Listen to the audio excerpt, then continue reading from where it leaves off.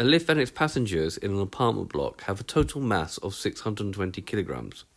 Find the tension in the cable supporting the lift when A. The lift is at rest, B. The lift is moving at a constant speed, and C. The lift is accelerating upwards at 0.6 meters per second squared, and D. The lift is accelerating downwards at 0.7 meters per second squared. Okay, so drawing a clear labelled diagram. So here we have our lift, we have the mg acting downwards and the tension in the cable upwards. We have acceleration going upwards, so we'll consider the upwards direction as being positive.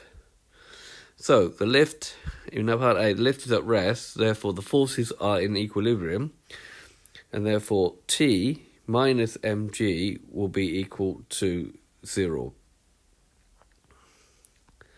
And therefore T will be equal to mg, in which case that's going to be 620 g newtons, or 6,076 newtons if we take g to be 9.8.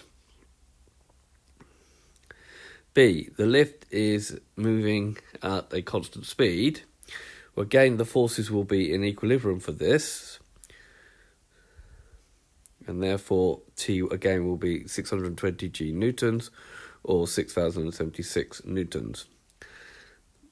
Now, if the lift is accelerating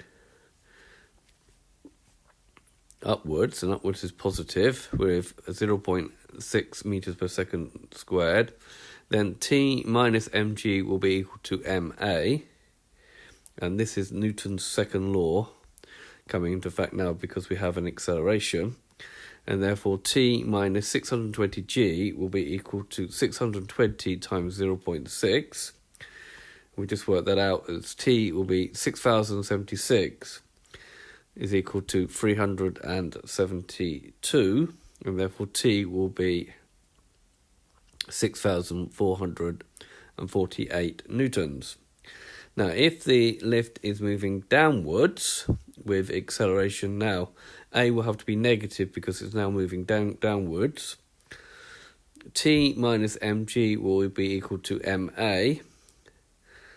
No A is negative, so therefore T minus 620g is equal to 620 times minus 0.7. This is Newton's second law, which will give you T minus 6,076 is equal to minus 434, and therefore T will be 5,642 newtons.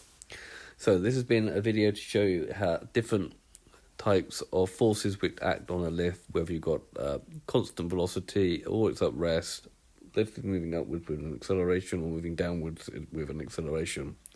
I hope you've understood, and I thank you very much for watching.